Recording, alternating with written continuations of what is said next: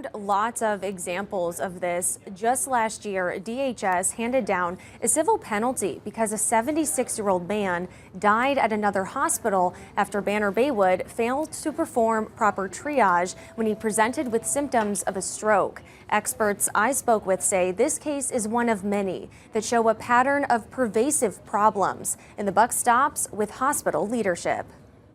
The most disturbing part for me was the systemic piece. Will Humble is talking about violations stemming from the top down at Banner Baywood Medical Center, a 342-bed hospital in Mesa. He previously served as the director of the Arizona Department of Health Services and has worked in public health for more than 3 decades. It's so unusual to see these kinds of findings at a large, urban, complicated hospital. Those findings include a heap of serious repeat issues that put patient safety at risk in 2022 and 2023, documented by DHS and the Centers for Medicare and Medicaid Services. CMS is the federal agency that oversees medical providers and through certifications allows hospitals to bill Medicare and Medicaid for qualifying patients. If you're cut off from Medicare reimbursement as a hospital, I mean, that's the end of your hospital.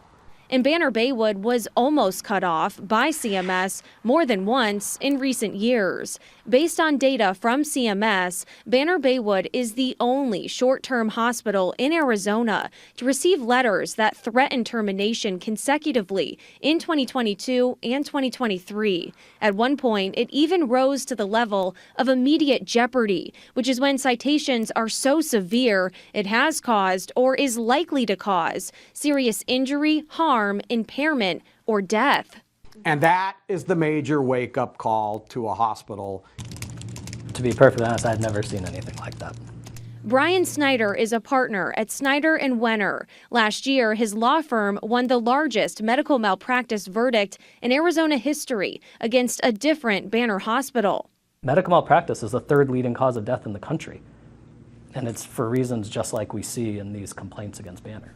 The state health department found in 2022 Banner Baywood did not have enough staffing to mitigate falls, and there were times when medications were not given properly. Investigators noted those both resulted in at least 1 patient death. In response to the deficiencies, CMS sent this letter warning their Medicare agreement would end if they didn't fix things fast. If you're being threatened to get your money cut off by your major payer, that's a red alert. Banner Baywood turned in a plan of correction, but additional inspections that year found more problems, and CMS sent more letters threatening to terminate participation in the Medicare program. You're risking the lifeblood of a hospital, which is money. Then last year, the state health department issued a $15,000 fine for multiple widespread deficiencies found at Banner Baywood during a survey in April. At a hospital, 15 grand is chump change. It's lunch money. That investigation lists the CEO as the one to blame for a slew of issues that are mainly due to inadequate staffing. It was the governing body part that was the most egregious to me because it's systemic and it causes so many problems in so many different ways, not just the clinical outcomes. Subsequent state inspections in 2023 led to further citations, and CMS sent several more threatening letters. If you don't have accountability, then you lose performance. And in this case, if you're at a hospital and your performance slips, people die. As of this year, the facility is in good standing with the state and the feds. But Humble and Snyder agree the fear of CMS termination is likely the only thing that triggered compliance.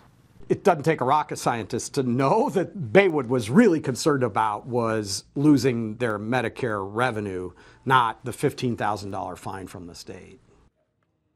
Banner Baywood declined our interview request and sent us this statement saying they received positive feedback and remain in compliance with the state and CMS after multiple surveys. We have their full response on our website, azfamily.com. Live in the newsroom, Michaela Marshall for Arizona's Family.